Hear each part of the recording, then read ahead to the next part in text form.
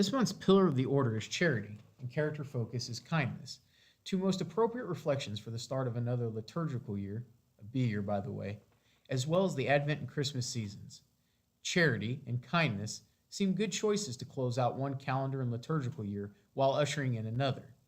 They give us pause to reflect on how, as a council, we did in upholding these most important values, as well as evaluate how and what we can do better to exemplify these over the course of the next year. Of course, the first reflection that comes to mind in December for charity and kindness is of our council's annual Christmas project.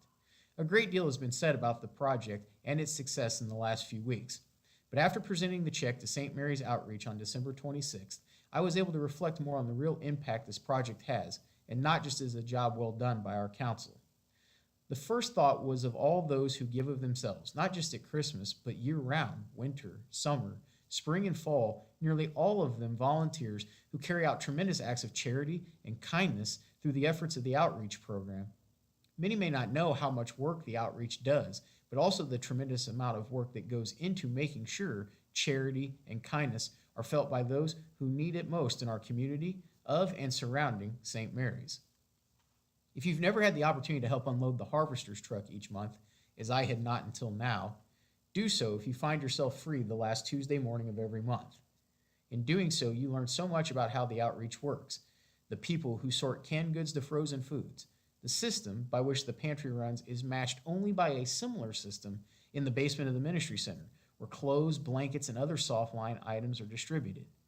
The outreach helps those who in need of utility assistance and prescription medication assistance as well. St. Mary's Outreach is the third largest food pantry in all of Independence, and the need for their charity and kindness is on the rise. Since October, the outreach has gone on average from serving 150 families to nearly 175.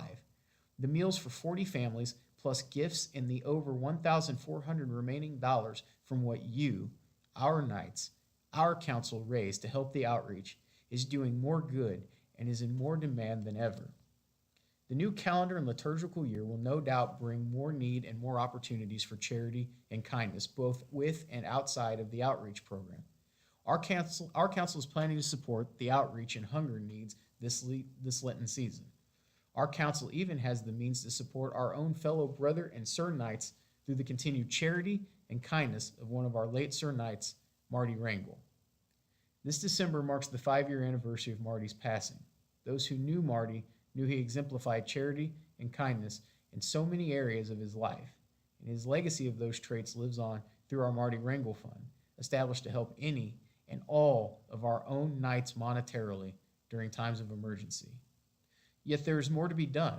Recognizing and seizing those opportunities are just as important as continuing to fulfill the obligations we as knights in this council have already devoted ourselves to.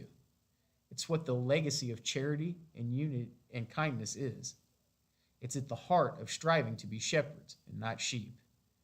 Be proud to be part of an organization such as the Knights of Columbus, who, while many other organizations pay lip service to the fact need knows no season, KFC and organizations like St. Mary's Outreach take it to heart, serving charity and kindness to those of all needs all year long.